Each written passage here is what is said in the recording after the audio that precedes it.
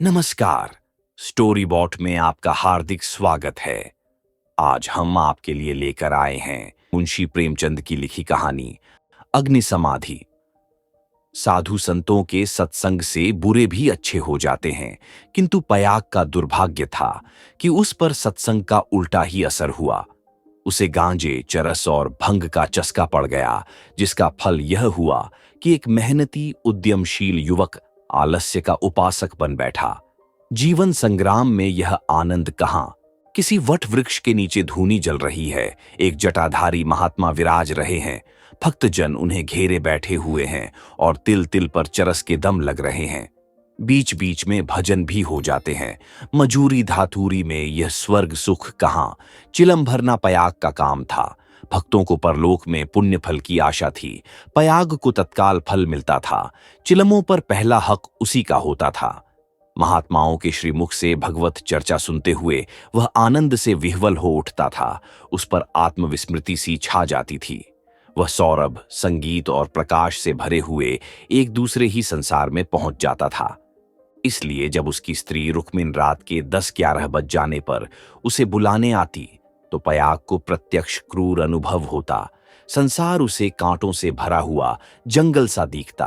विशेषत जब घर आने पर उसे मालूम होता कि अभी चूल्हा नहीं जला और चने चबेने की कुछ फिक्र करनी है। वह जाति का भर था। गांव की चौकीदारी उसकी मीरास थी। 2 रुपये और कुछ आने वेतन मिलता था। वर्दी और साफा मुफ्त। काम था सप्ताह में 1 दिन थाने जाना, वहां अफसरों के द्वार पर झाड़ू लगाना, अस्तबल साफ करना, लकड़ी चीरना। पयाग रक्त के घूंट पी पी कर ये काम करता, क्योंकि अवज्ञा शारीरिक और आर्थिक दोनों ही दृष्टि से महंगी पड़ती थीं। आंसू यूं पूछते थे कि चौकीदारी में यदि कोई काम था तो इतना ही, और महीने में 4 दिन के लिए 2 रुपये और कुछ आने कम न थे। फिर गांव में भी अगर बड़े आदमियों पर नहीं तो नीचों पर रोब था। वेतन पेंशन थी, और जब से महात्माओं का संपर्क हुआ वह पयाग के जेब खर्च की मद में आ गई। अतएव जीविका का प्रश्न दिनों दिन चिंतोत्पादक रूप धारण करने लगा।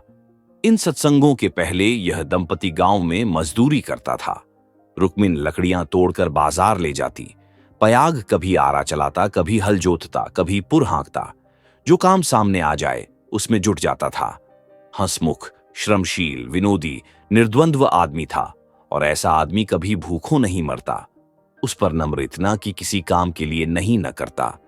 किसी ने कुछ कहा और वह अच्छा भैया कहकर दौड़ा, इसलिए उसका गांव में मान था। इसी की बदौलत निरुद्यम होने पर भी 2-3 साल उसे अधिक कष्ट न हुआ। 2 जून की तो बात ही क्या, जब महतो को यह आरती न प्राप्त थी, जिनके द्वार पर बैलों की 3-3 जोड़ियां बंधाती थीं, तो पयाग किस गिनती में था। हां, 1 जून की दाल रोटी में संदेह न था, परंतु अब यह समस्या दिन पर दिन विषमतर होती जाती थी। उस पर विपत्ति यह थी कि रुक्मिन भी अब किसी कारण से उसकी पतिपरायण, उतनी सेवाशील, उतनी तत्पर न थी। नहीं, उतनी प्रगल्भता और वाचालता में आश्चर्यजनक विकास होता जाता था। अतएव पयाग को किसी ऐसी सिद्धि की आवश्यकता थी जो उसे जीविका की चिंता से मुक्त कर दे और वह निश्चिंत होकर भगवत भजन और साधु सेवा में प्रवृत्ता हो जाए। एक दिन रुक्मिन बाजार में लकड़ियां बेचकर लौटी तो पयाग ने कहा, ला, कुछ पैसे मुझे दे दे, दम लगा आऊं। रुक्मिन ने मुंह फेर कर कहा, दम लगाने की ऐसी चाट है तो काम क्यों नहीं करते? क्या आजकल कोई बाबा नहीं है? जाकर चिलम भरो। पयाग ने त्योरी चढ़ाकर कहा, भला चाहती है तो पैसे दे दे, नहीं तो इस तरह तंग करेगी तो एक दिन कहीं चला जाऊंगा, तब रोएगी। रुक्मिन अंगूठा दिखाकर बोली, रोए मेरी बला, तुम रहते ही हो तो कौन सोने का कौर खिला देते हो? अब भी छाती फाड़ती हूं, तब भी छाती फाड़ूंगी। तो अब यही फैसला है? हां हां, कह तो दिया मेरे पास पैसे नहीं हैं। गहने बनवाने के लिए पैसे हैं और मैं 4 पैसे मांगता हूं तो यूं जवाब देती है। रुक्मिन तिनक कर बोली, गहने बनवाती हूं तो तुम्हारी छाती क्यों फटती है? तुमने तो पीतल का छल्ला भी नहीं बनवाया, या इतना भी नहीं देखा जाता। पयाग उस दिन घर न आया। रात के 9 बज गए, तब रुक्मिन ने किवाड़ बंद कर लिए। समझी, गांव में कहीं छिपा बैठा होगा। समझता होगा मुझे मनाने आएगी, मेरी बला जाती है। जब दूसरे दिन भी पयाग न आया तो रुक्मिन को चिंता हुई। गांव भर छान आई, चिड़िया किसी भी डाल पर न मिली। उस दिन उसने रसोई नहीं बनाई। रात को लेटी भी तो बहुत देर तक आंखें न लगीं। शंका हो रही थी, पयाग सचमुच तो विरक्त नहीं हो गया। उसने सोचा, प्रातःकाल पत्ता पत्ता छान डालूंगी, किसी साधु संत के साथ होगा, जाकर थाने में रपट कर दूंगी। अभी तड़का ही था कि रुक्मिन थाने में चलने को तैयार हो गई। किवाड़ बंद करके निकली ही थी कि पयाग आता हुआ दिखाई दिया। पर वह अकेला न था, उसके पीछे पीछे एक स्त्री भी थी। उसकी छींट की साड़ी, रंगी हुई चादर, लंबा घूंघट और शर्मीली चाल देखकर रुक्मिन का कलेजा धक से हो गया। वह एक क्षण हतबुद्धि सी खड़ी रही, तब बढ़कर नई सौत को दोनों हाथों के बीच में ले लिया और उसे इस भांति धीरे धीरे घर के अंदर ले चली, जैसे कोई रोगी जीवन से निराश होकर विष पान कर रहा हो। जब पड़ोसियों की भीड़ छूट गई तो रुक्मिन ने पयाग से पूछा, इसे कहां से लाए?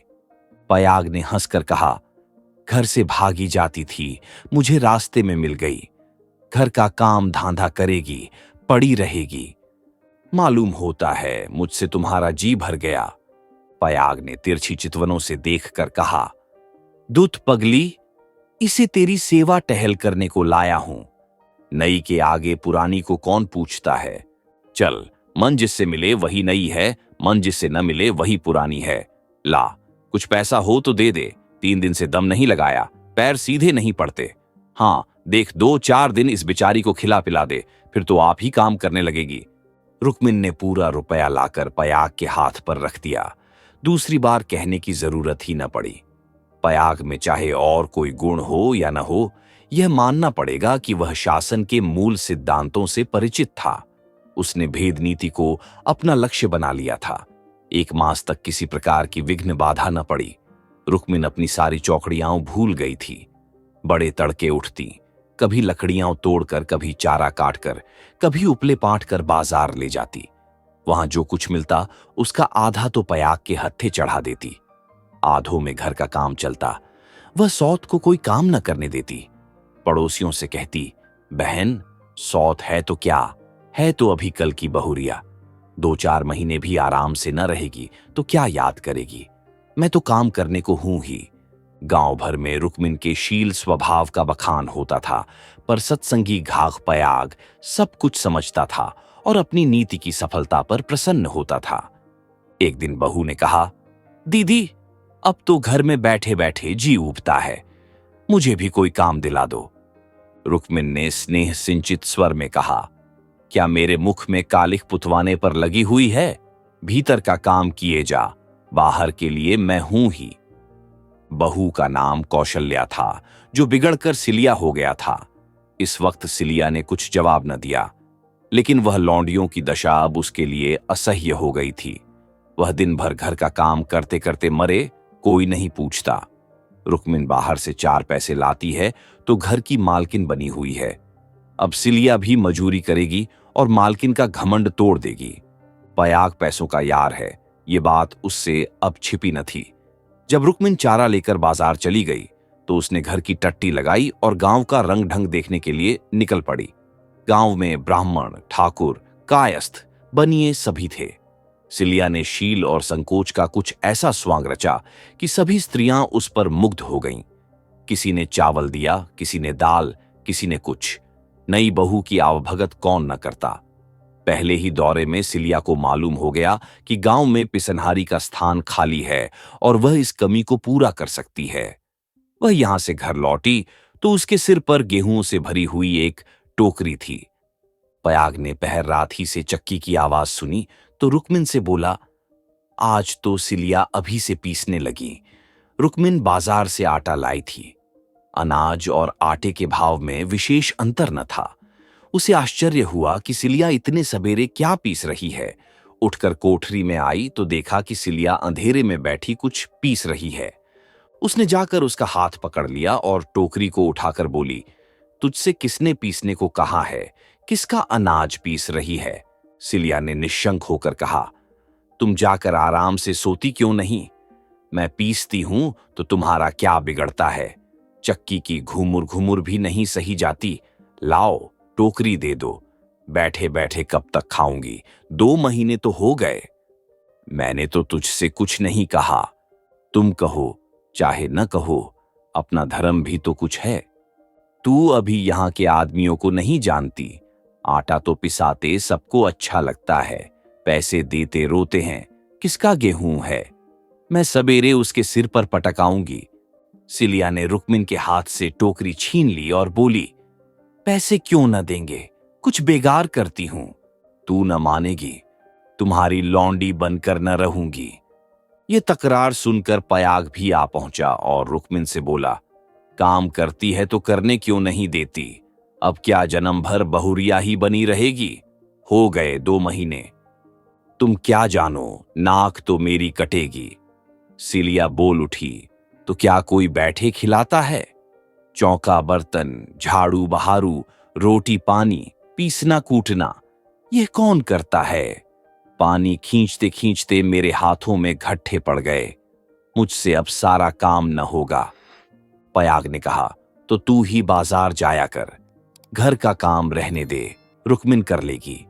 रुक्मिन ने आपत्ति की, ऐसी बात मुंह से निकालते लाज नहीं आती। 3 दिन की बहुरिया बाजार में घूमेगी तो संसार क्या कहेगा?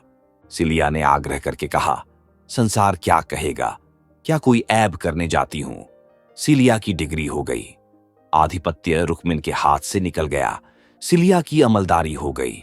जवान औरत थी। गेहूं पीस कर उठी तो औरों के साथ घास छीलने चली गई और इतनी घास छीली कि सब दंग रह गई। गट्ठा उठाए न उठता था। जिन पुरुषों को घास छीलने का बड़ा अभ्यास था, उनसे भी उसने बाजी मार ली। ये गट्ठा 12 आने का बिका। सिलिया ने आटा, चावल, दाल, तेल, नमक, तरकारी, मसाला सब कुछ लिया और 4 आने बचा भी लिए। रुक्मिन ने समझ रखा था कि सिलिया बाजार से 2-4 आने पैसे लेकर लौटेगी तो उसे डांटूंगी और दूसरे दिन से फिर बाजार जाने लगूंगी। फिर मेरा राज्य हो जाएगा। पर यह सामान देखे तो आंखें खुल गईं। पयाग खाने बैठा तो मसालेदार तरकारी का बखान करने लगा। महीनों से ऐसी स्वादिष्ट वस्तु मयस्सर न हुई थी। बहुत प्रसन्न हुआ। भोजन करके वह बाहर जाने लगा तो सिलिया बरौठे में खड़ी मिल गई। बोला, आज कितने पैसे मिले? 12 आने मिले थे, सब खर्च कर डाले, कुछ बचे हों तो मुझे दे दे। सिलिया ने बचे हुए 4 आने पैसे दे दिए। पयाग पैसे खनखनाता हुआ बोला, तूने तो आज माला माल कर दिया। रुक्मिन तो 2-4 पैसों ही में टाल देती थी। मुझे गाड़ कर रखना थोड़े ही है। पैसा खाने पीने के लिए है कि गाड़ने के लिए? अब तू ही बाजार जाया कर, रुक्मिन घर का काम करेगी। रुक्मिन और सिलिया में संग्राम छिड़ गया। सिलिया पयाग पर अपना आधिपत्य जमाए रखने के लिए जान तोड़कर परिश्रम करती। पहर रात ही से उसकी चक्की की आवाज कानों में आने लगती। दिन निकलते ही घास लाने चली जाती और जरा देर सुस्ताकर बाजार की राह लेती। वहां से लौटकर भी वह बेकार न बैठती, कभी सन काटती, कभी लकड़ियां उप तोड़ती। रुक्मिन उसके प्रबंध में बराबर ऐब निकालती और जब अवसर मिलता तो गोबर बटोर कर उपले पाटती और गांव में बेचती।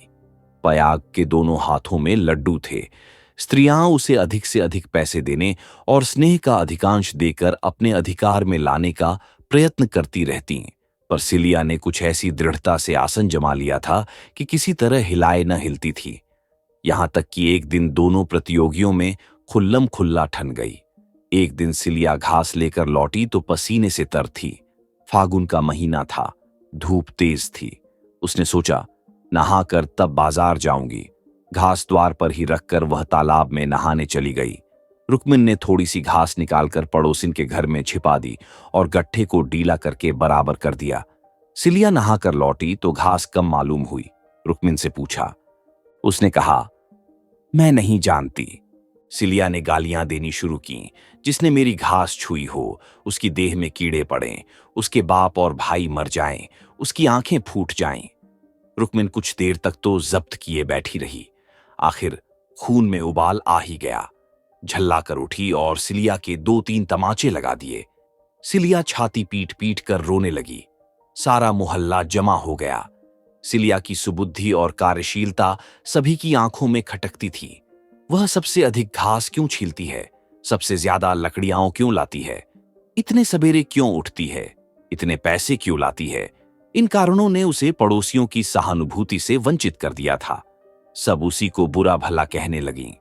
मुट्ठी भर घास के लिए इतना ऊधम मचा डाला, इतनी घास तो आदमी झाड़ कर फेंक देता है। घास न हुई, सोना हुआ। तुझे तो सोचना चाहिए था कि अगर किसी ने ले ही लिया तो है तो गांव घर ही का, बाहर का कोई चोर तो आया नहीं।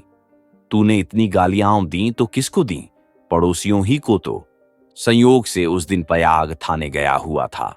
शाम को थका मांदा लौटा तो सिलिया से बोला, ला कुछ पैसे दे दे तो दम लगा आऊं, थक कर चूर हो गया हूं। सिलिया उसे देखते ही हाय हाय करके रोने लगी। पयाग ने घबरा कर पूछा, क्या हुआ, क्यों रोती है, कहीं गमी तो नहीं हो गई, नहर से कोई आदमी तो नहीं आया। अब इस घर में मेरा रहना न होगा, अपने घर जाऊंगी। अरे कुछ मुंह से तो बोल, हुआ क्या, गांव में किसी ने गाली दी है, किसने गाली दी है, घर फूंक दूं, उसका चालान करवा दूं। सिलिया ने रो रो कर सारी कथा कह सुनाई। पयाग पर आज थाने में खूब मार पड़ी थी, झल्लाया हुआ था। वह कथा सुनी तो देह में आग लग गई। रुक्मिन पानी भरने गई थी। वह अभी खड़ा भी न रखने पाई थी कि पयाग उस पर टूट पड़ा और मारते मारते बेदम कर दिया। वह मार का जवाब गालियों से देती थी और पयाग हर एक गाली पर और झल्ला झल्ला कर मारता था। यहां तक कि रुक्मिन के घुटने फूट गए, चूड़ियां टूट गईं। सिलिया बीच बीच में कहती जाती थी, वाह रे तेरा दीदा, वाह रे तेरी जबान, ऐसी तो औरत ही नहीं देखी। औरत काहे को, डाइन है, जरा भी मुंह में लगाम नहीं। किंतु रुक्मिन उसकी बातों को मानो सुनती ही न थी। उसकी सारी शक्ति पयाग को कोसने में लगी हुई थी। पयाग मारते मारते थक गया, पर रुक्मिन की जबान न थकी। बस यही रट लगी हुई थी, तू मर जा, तेरी मिट्टी निकले, तुझे भवानी खाएं, तुझे मिर्गी आए। पयाग रह रह कर क्रोध से तिलमिला उठता और आकर 2-4 लातें जमा देता। पर रुक्मिन को अब शायद चोट ही न लगती थी। वह जगह से हिलती भी न थी। सिर के बाल खोले जमीन पर बैठी इन्हीं मंत्रों का पाठ कर रही थी। उसके स्वर में अब क्रोध न था, केवल एक उन्मादमय प्रवाह था। उसकी समस्त आत्मा हिंसा कामना की अग्नि से प्रज्वलित हो रही थी। अंधेरा हुआ तो रुक्मिन उठकर एक ओर निकल गई, जैसे आंखों से आंसू की धार निकल जाती है। सिलिया भोजन बना रही थी। उसने उसे जाते देखा भी, पर कुछ पूछा नहीं। द्वार पर पयाग बैठा चिलम पी रहा था। उसने भी कुछ न कहा। जब फसल पकने लगती थी तो 1.5-2 महीने तक पयाग को हार की देखभाल करनी पड़ती थी। उसे किसानों से दोनों फसलों पर हल पीछे कुछ अनाज बंधा हुआ था। माघ ही में वह हार के बीच में थोड़ी सी जमीन साफ करके एक मड़ैया डाल लेता था और रात को खा पी कर आग, चिलम और तमाखू चरस लिए हुए इसी मड़ैया में जाकर पड़ा रहता था। चैत के अंत तक उसका यही नियम रहता था। आजकल वही दिन थे। फसल पकी हुई तैयार खड़ी थी। 2-4 दिन में कटाई शुरू होने वाली थी। पयाग ने 10 बजे रात तक रुक्मिन की राह देखी। फिर यह समझकर कि शायद किसी पड़ोसिन के घर सो रही होगी, उसने खा पी कर अपनी लाठी उठाई और सिलिया से बोला, किवाड़ बंद कर ले, अगर रुक्मिन आए तो खोल देना और मना झुना कर थोड़ा बहुत खिला देना। तेरे पीछे आज इतना तूफान हो गया, मुझे न जाने इतना गुस्सा कैसे आ गया। मैंने उसे कभी फूल की छड़ी से भी न छुआ था। कहीं बूढ़ घास न मरी हो तो कल आफत आ जाए। सिलिया बोली, न जाने वह आएगी कि नहीं, मैं अकेली कैसे रहूंगी, मुझे डर लगता है। तो घर में कौन रहेगा, सूना घर पाकर कोई लौटा थाली उठा ले जाए तो डर किस बात का है, फिर रुक्मिन तो आती ही होगी। सिलिया ने अंदर से टट्टी बंद कर ली। पयाग हार की ओर चला। चरस की तरंग में यह भजन गाता जाता था, ठगिनी क्या नैना झमकावे, कद्दू काट मृदंग बनावे, नींबू काट मजीरा, 5 तरोई मंगल गावे, नाचे बालम खीरा। रूपा पहिर के रूप दिखावे, सोना पहिर रिझावे, गले डाल तुलसी की माला, 3 लोक भरमावे। ठगिनी। सहसा सिवाने पर पहुंचते ही उसने देखा कि सामने हार में किसी ने आग जलाई। एक क्षण में एक ज्वाला सी दहक उठी। उसने चिल्लाकर पुकारा, कौन है वहां? अरे, ये कौन आग जलाता है? ऊपर उठती हुई ज्वालाओं ने अपनी आग्नेय जिह्ना से उत्तर दिया। अब पयाग को मालूम हुआ कि उसकी मड़ैया में आग लगी हुई है। उसकी छाती धड़कने लगी। इस मड़ैया में आग लगाना रुई के ढेर में आग लगाना था। हवा चल रही थी। मड़ैया के चारों ओर एक हाथ हटकर पकी हुई फसल की चादर सी बिछी हुई थी। रात में भी उनका सुनहरा रंग झलक रहा था। आग की एक लपट, केवल एक जरा सी चिंगारी सारे हार को भस्म कर देगी। सारा गांव तबाह हो जाएगा। इसी हार से मिले हुए दूसरे गांव के भी हार थे, वे भी जल उठेंगे। ओह, लपटें बढ़ती जा रही हैं। अब विलंब करने का समय न था। पयाग ने अपना उपला और चिलम वहीं पटक दिया और कंधों पर लोहबंद लाठी रखकर बेतहाशा मड़ैया की तरफ दौड़ा। मेड़ों से जाने में चक्कर था, इसलिए वह खेतों में से होकर भागा जा रहा था। प्रतिक्षण ज्वाला प्रचंडतर होती जाती थी और पयाग के पांव और तेजी से उठ रहे थे। कोई तेज घोड़ा भी इस वक्त उसे पा न सकता था। अपनी तेजी पर उसे स्वयं आश्चर्य हो रहा था। जान पड़ता था पांव भूमि पर पड़ते ही नहीं। उसकी आंखें मड़ैया पर लगी हुई थीं, दाहिने बाएं से और कुछ न सूझता था। इसी एकाग्रता ने उसके पैरों में पर लगा दिए थे। न दम फूलता था, न पांव थकते थे।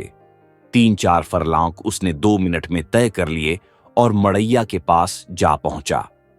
मड़ैया के आसपास कोई न था।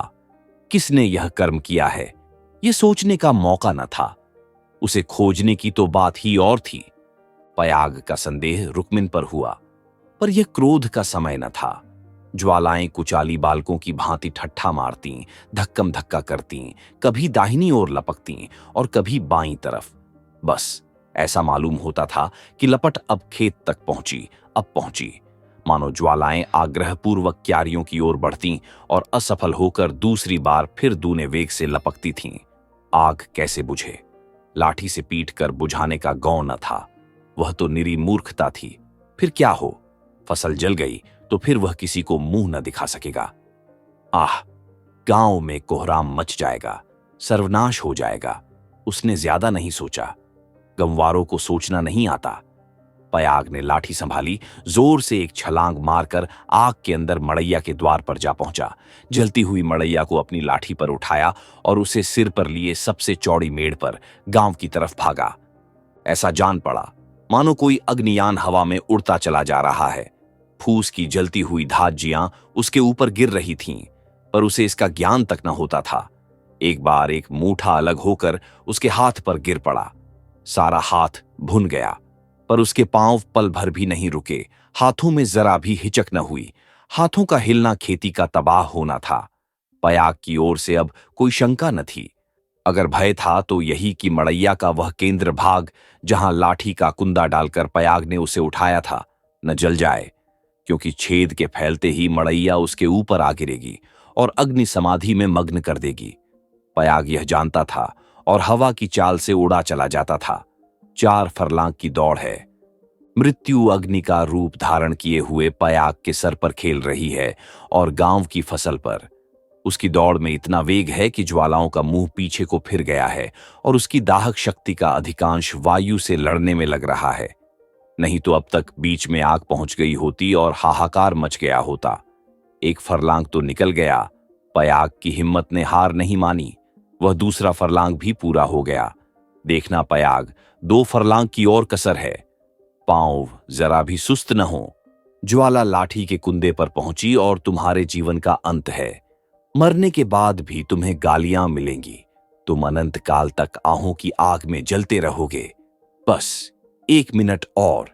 अब केवल 2 खेत और रह गए हैं। सर्वनाश। लाठी का कुंदा निकल गया। मड़ैया नीचे खिसक रही है। अब कोई आशा नहीं। पयाग प्राण छोड़कर दौड़ रहा है। वह किनारे का खेत आ पहुंचा। अब केवल 2 सेकंड का और मामला है। विजय का द्वार सामने 20 हाथ पर खड़ा स्वागत कर रहा है। उधर स्वर्ग है, इधर नरक। मगर वह मड़ैया खिसकती हुई पयाग के सिर पर आ पहुंची। वह अब भी उसे फेंक कर अपनी जान बचा सकता है, पर उसे प्राणों का मोह नहीं। वह उस जलती हुई आग को सिर पर लिए भागा जा रहा है। वहां उसके पांव लड़खड़ाए। अब यह क्रूर अग्निलीला नहीं देखी जाती। एकाएक एक स्त्री सामने के वृक्ष के नीचे से दौड़ती हुई पयाग के पास पहुंची। यह रुक्मिन थी। उसने तुरंत पयाग के सामने आकर गर्दन झुकाई और जलती हुई मड़ैया के नीचे पहुंचकर उसे दोनों हाथों पर ले लिया। उसी दम पयाग मूर्छित होकर गिर पड़ा। उसका सारा मुंह झुलस गया था। रुक्मिन उसके अलाव को लिए 1 सेकंड में खेत के दौड़े पर आ पहुंची, मगर इतनी दूर में उसके हाथ जल गए, मुंह जल गया और कपड़ों में आग लग गई। उसे अब इतनी सुधि भी न थी कि मड़ैया के बाहर निकल आए। वह मड़ैया को लिए हुए गिर पड़ी। इसके बाद कुछ देर तक मड़ैया हिलती रही। रुक्मिन हाथ पांव फेंकती रही। फिर अग्नि ने उसे निगल लिया। रुक्मिन ने अग्नि समाधि ले ली। कुछ देर के बाद पयाग को होश आया। सारी देह जल रही थी। उसने देखा वृक्ष के नीचे फूस की लाल आग चमक रही है। उठकर दौड़ा और पैर से आग को हटा दिया। नीचे रुक्मिन की अधा जली लाश पड़ी हुई थी। उसने बैठकर दोनों हाथों से मुंह ढांप लिया और रोने लगा। प्रातः काल गांव के लोग पयाग को उठाकर उसके घर ले गए। 1 सप्ताह तक उसका इलाज होता रहा, पर बचा नहीं। कुछ तो आग ने जलाया था, जो कुछ कसर थी वह शोकाग्नि ने पूरी कर दी। अगर आपको यह कहानी पसंद आई हो तो लाइक करें, कमेंट करें और स्टोरी बॉट चैनल को सब्सक्राइब करना न भूलें।